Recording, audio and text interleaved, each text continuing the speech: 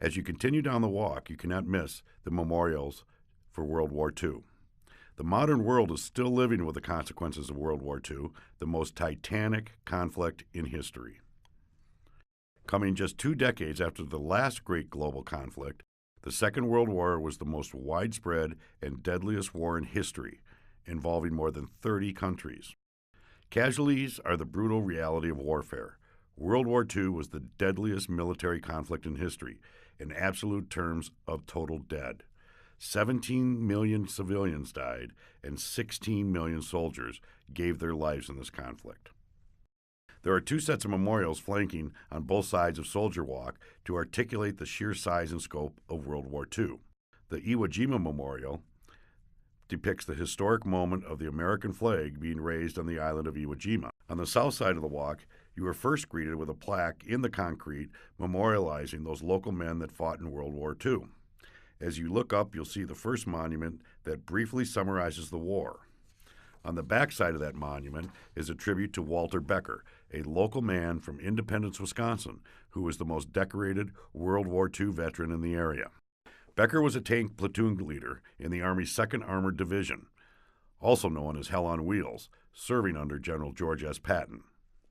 The 2nd Armored Division participated in the invasions of North Africa and Sicily and the liberation of France, Belgium, the Netherlands, and the invasion of Germany.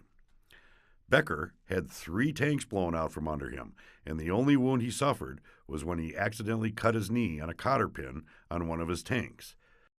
Becker had 3 tanks blown out from under him, and the only wound he suffered was when he accidentally cut his knee on a cotter pin when he was coming down off one of his tanks. He walked with a limp his whole life and refused to receive any type of disability for his wound because, as he said, if I would have been paying attention, the accident would never have happened. Becker was awarded the Distinguished Service Cross, 2 Silver Stars, 1 with 5 Bronze Service Clusters, American Defense Service Medal, and many, many more heroic accommodations. Behind this monument that's surrounded by benches, you can sit and read the enormous amount of educational information and strategic maps that are inscribed in this memorial. You will see the primary memorial is divided into 4 sections. Left to right, the first section shows the map of the world where the United States gave Lend-Lease aid throughout the world and how much we gave to each country. Americans did not want to enter into a new war and instead gave financial and military aid to those involved in the conflicts. That was called Lend-Lease. The next section of the memorial is dedicated to the European theater. It explains key moments that led up to World War II and shows the geographical divisions of the Allied powers versus the Nazi regime. The third part of the memorial is dedicated to the Pacific Theater. It is an intricate map showing how the Japanese planned to take over Asia and has key strategic information inscribed in the memorial. The fourth and final part of the memorial is dedicated to the North African campaign. It is titled Seesaw Across the Continent, depicting key battles and strategies that took place in this region.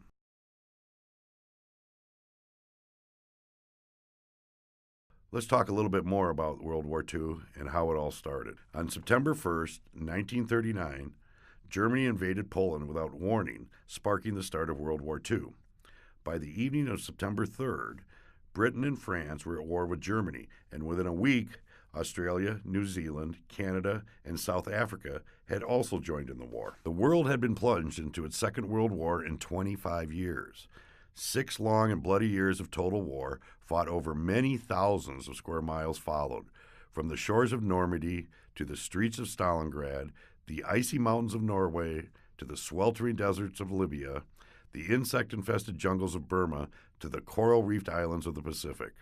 On land, sea, and in the air, Poles fought Germans, Italians fought Americans, Japanese fought Australians in a conflict which was finally settled with the use of nuclear weapons. World War II involved every major world power in a war for global domination. Millions of people lost their lives in this catastrophic conflict, and most of Europe and large parts of Asia lay in ruins.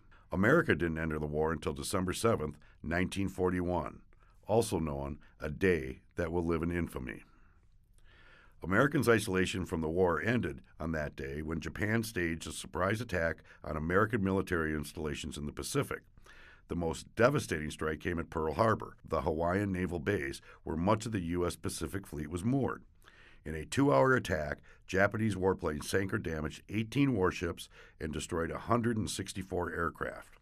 Over 2,400 American servicemen and civilians lost their lives. So what were the events leading up to World War II with Germany? After World War I and the defeat of Germany, the Germans were made to sign the Treaty of Versailles. In 1919, Lloyd George of England, Orlando of Italy, Clemenceau of France, and Woodrow Wilson from the U.S. met to discuss how Germany was to be made to pay for the damage World War I had caused.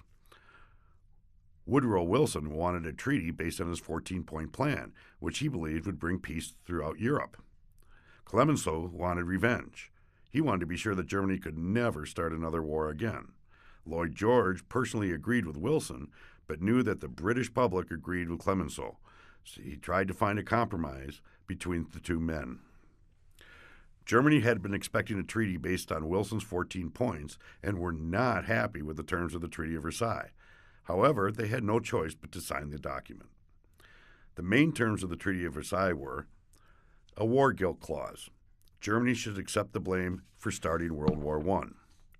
Reparations. Germany had to pay £6,600,000 for the damage caused by the war. Disarmament. Germany was only allowed to have a very small army and 6 naval ships. No tanks, no air force, and no submarines were allowed. The Rhineland area was to be demilitarized. Territorial clauses.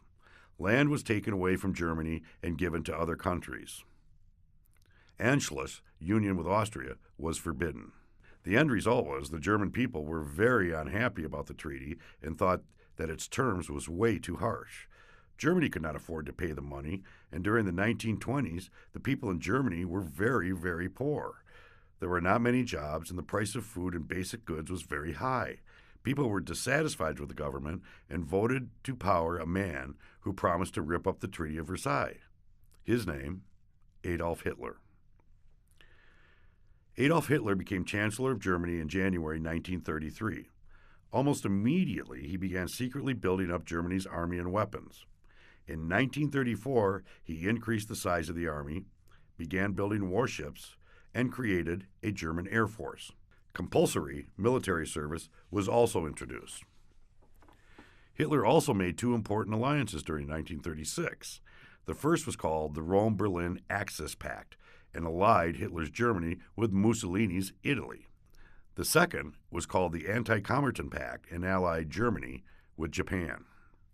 Hitler's next step was to begin taking back the land that had been taken away from Germany. In March 1938, German troops marched into Austria. The Austrian leader was forced to hold a vote asking the people whether they wanted to be part of Germany. The results of the vote were fixed and showed that 99% of the Austrian people wanted Anschluss, union with Germany. The Austrian leader asked Britain, France, and Italy for aid. Hitler promised that Anschluss was the end of his expansionist aims, and not wanting to risk war, all the other countries did nothing. The Munich Agreement stated that Hitler could save the Sudetenland region of Czechoslovakia, provided that he promised not to invade the rest of Czechoslovakia. Chamberlain's famous quote, "There is peace in our time." It was proven wrong very quickly. Hitler was not a man of his word, and in March 1939 invaded the rest of Czechoslovakia. Neither Britain nor France was prepared to take military action against Hitler. However, some action was now necessary, and believing that Poland would be Hitler's next target, both Britain and France promised that they would take military action against Hitler if he invaded Poland. Chamberlain believed that, faced with the prospect of war against Britain and France, Hitler would stop his aggression. Chamberlain was wrong. German troops invaded Poland on the 1st of September, 1939. World War II had officially begun. By the evening of September 3rd, Britain and France were at war with Germany, and within a week, Australia, New Zealand, Canada, and South Africa had also joined the war. The final battles of the European theater of World War II, as well as the German surrender to the Western Allies and the Soviet Union, took place in late April and early May 1945.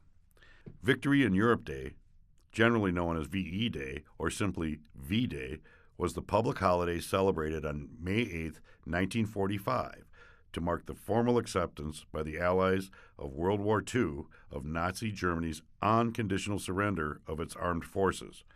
It thus marked the end of World War II in Europe. So let's take a look at the events leading up to World War II with Japan. Japan's actions from 1852 to 1945 were motivated by a deep desire to avoid the fate of 19th century China and to become a great power. The Japanese drive to become a great power required the domination of China. They previously defeated the Chinese in a war in the 1890s and took away Korea. For Japan, World War II grew from a conflict historians called the Second Sino-Japanese War. The Second Sino-Japanese War began in earnest in 1937 with a battle called the Marco Polo Bridge Incident. Attempts were made to solve this dispute, but the incident gave Japanese hawks the excuse to mount a full-scale invasion of China. Hundreds of thousands of troops were sent in. Beijing and Shanghai fell in 1937, as did Nanjing, where Chiang Kai-shek had established his capital. By the end of 1938, much of the northern and eastern China had been overrun, including the eastern seaboard. The conflict continued until it blended into the Second World War. The Imperial Japanese Army favored going after Siberia, but were forced to abandon that strategy after the disastrous 1939 Battle of Holmengol. Under the then unknown General Garzi Zhukov, the Soviets won a crushing victory at the Battle of Holmengol. This humiliating defeat persuaded the Japanese to expand into the Pacific, where they saw the United States as a weaker opponent than the Soviet Union. If the Japanese had not lost at Holmengol, they may never have attacked Pearl Harbor. To put it simply, the war pushed the Japanese economy and military to their limit. Japanese supply of rubber, iron, and oil were pushed to the breaking point, and it didn't have any allies in the region. Increasingly, the view in the international community was that it was a rogue state, which did not help it procure the materials needed to keep prosecuting the war in China. An attack on a U.S. gunboat on the Yangtze River alienated the U.S., as did widespread Japanese atrocities against the Chinese civilian population. Eventually, all of this led to the embargoes on trade with Japan. The Imperial Japanese Navy, who always disagreed with the war in China, always favored an attack in the South Pacific. They finally got their way, but it had to deal with the fact that the South Pacific had already been colonized. Hence, the Japanese commenced simultaneous attacks on Pearl Harbor, Singapore, Hong Kong, the Philippines, and Malaya. The Japanese didn't want the Americans or the British to resist the Japanese scramble for rubber and oil, so they believed these attacks would cause America and Britain to stand down. This, of course, turned out to be suicidal and a complete misreading of how the Americans would react to Pearl Harbor, but it was close to 100 years in the making. The war in the Pacific was hard-fought and bloody. The tide had definitely turned, and the U.S. military was fighting island by island towards Japan. Resistance was fierce. Casualties on both sides were high. The U.S. had developed the atomic bomb. The U.S. government was anxious to end the war and stop the loss of American lives. On August 6, 1945, the United States military dropped an atomic bomb over the city of Hiroshima, Japan, in an effort to force the Japanese to an immediate, unconditional surrender. Instead of immediately surrendering, the Japanese government debated what to do. So the U.S. dropped a second atomic bomb on August 9, 1945, over the city of Nagasaki, Japan. On August 14, 1945, Japanese Emperor Hirohito cabled the U.S. to surrender and agreed to the terms of the Potsdam Declaration. On August 15, 1945, news of the surrender was announced to the world. World War II was finally over. Hostilities had ended. On September 2, 1945, the Japanese formally surrendered aboard the U.S. battleship USS Missouri in Tokyo Bay. President Truman declared this to be VJ Day.